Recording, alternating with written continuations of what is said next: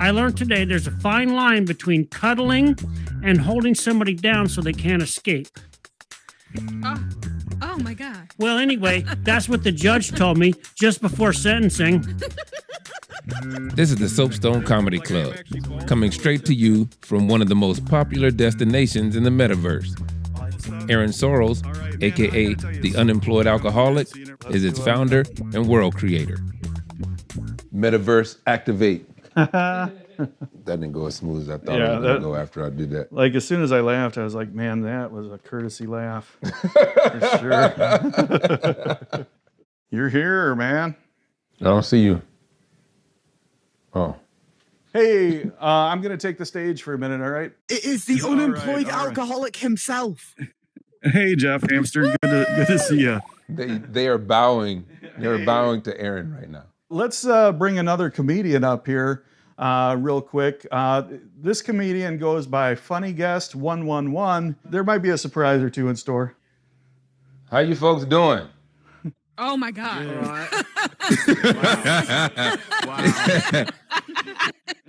Is there something off about my appearance? Huh? My appearance reeks of privilege and my voice reeks of oppression. This is my first set in the Metaverse. Yeah, you know what I'm saying? What do you guys think about Funny Guest 111? Yeah.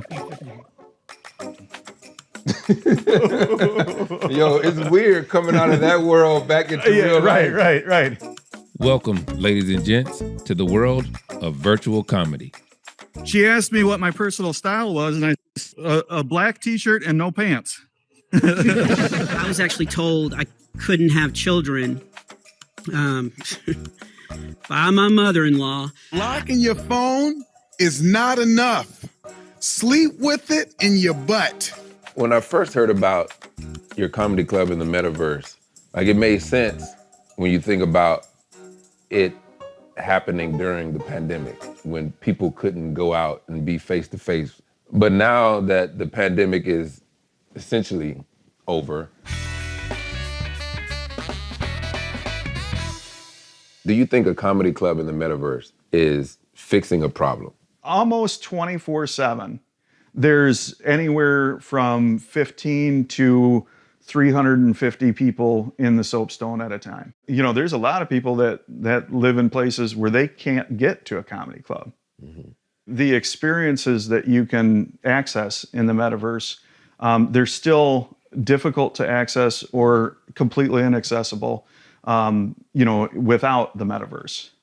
The Notorious B.I.G. did a concert. He did a concert where? When? In the Metaverse about 2 weeks ago. You know he's dead. That's why it's inaccessible in the real world. Yeah.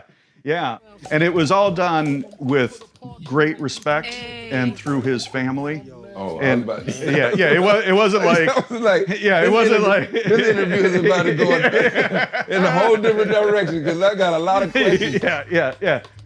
When I first heard of a comedy club in the Metaverse, I'm like, this can't compare to real stand-up. Like, this is not gonna last or supersede, real stand-up comedy live and in person. So on a scale of live on one side and Zoom on the other being terrible, performing comedy in virtual reality is somewhere in this range. The thing that we're gonna do tonight, it could augment live. It could be another layer, another component of live. Everything is so experimental and everything is so new and all that. We decided to do something new. As you can see, I'm wearing a headset. Why? Because I'm at the Soapstone Comedy Club in the Metaverse. I'm also in the physical space of the Comedy Project, which is a comedy club in Grand Rapids, Michigan. And I'm gonna be watching the same show IRL as the show that is being played out in the Metaverse. If you're confused, so am I. Let's welcome to the stage your host for this evening, our friend Michael Busler. Yeah!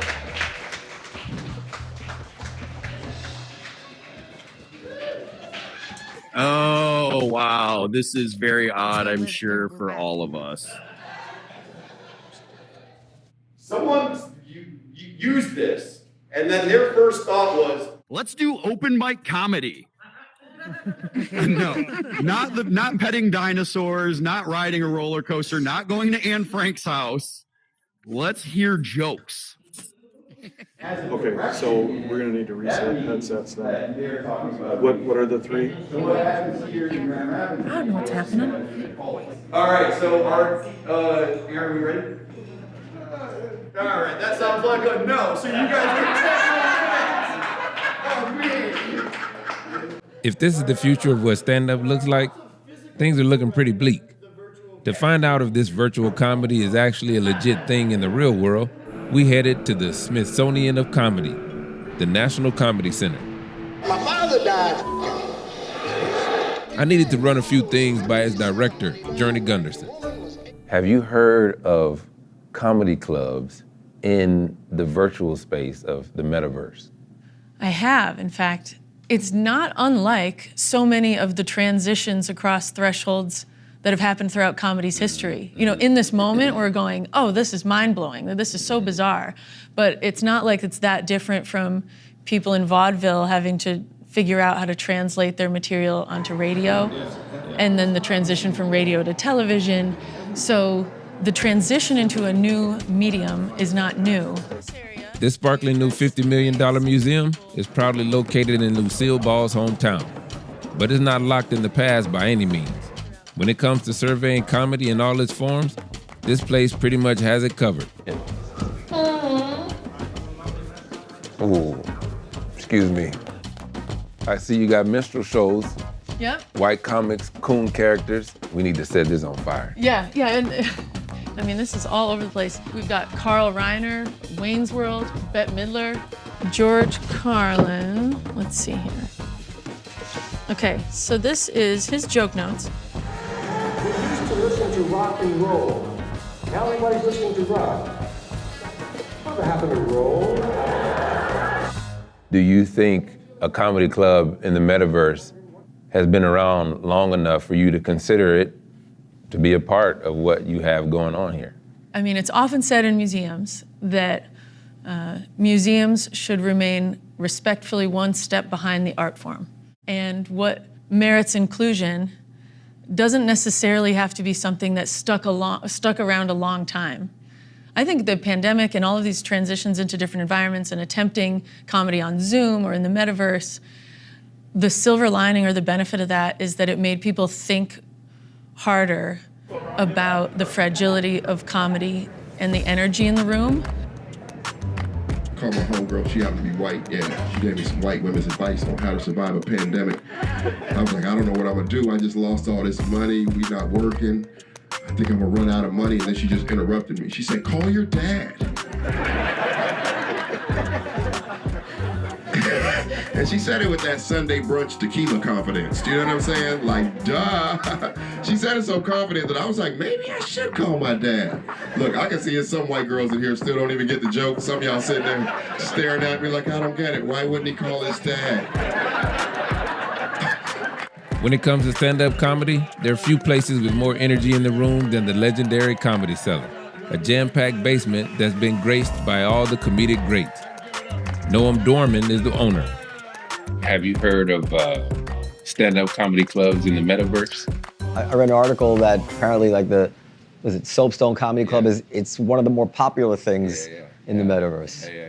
Yeah, I don't think, I mean, everything has to start somewhere. I don't mean to put it down. Everything has to start somewhere, you know. But right now, it's more of a novelty or a gimmick. I feel like 1,000 years from now, people will still want to go out on dates, see live people, you know. But you can't ever be sure of that. But I'm not like on the lookout for technology killing comedy clubs. I'm just not. See you guys tomorrow. Thank you all for coming out. What you guys want me to? They go give me a giggle. They like my laugh. So the joke is me trying to tell a joke. That's the funny joke.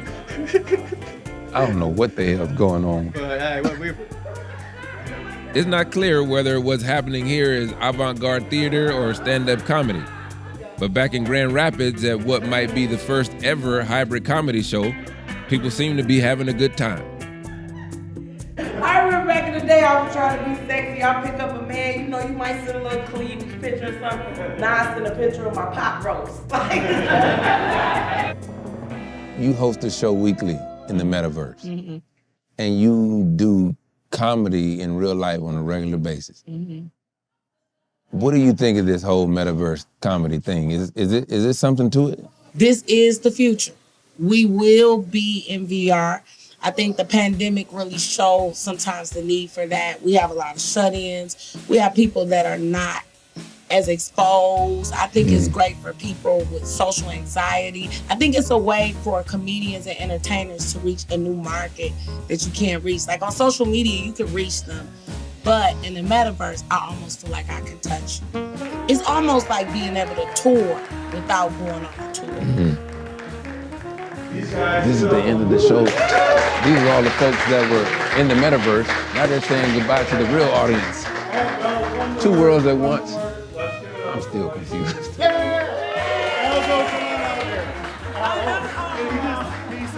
What you say? What you say? Hey! What you say?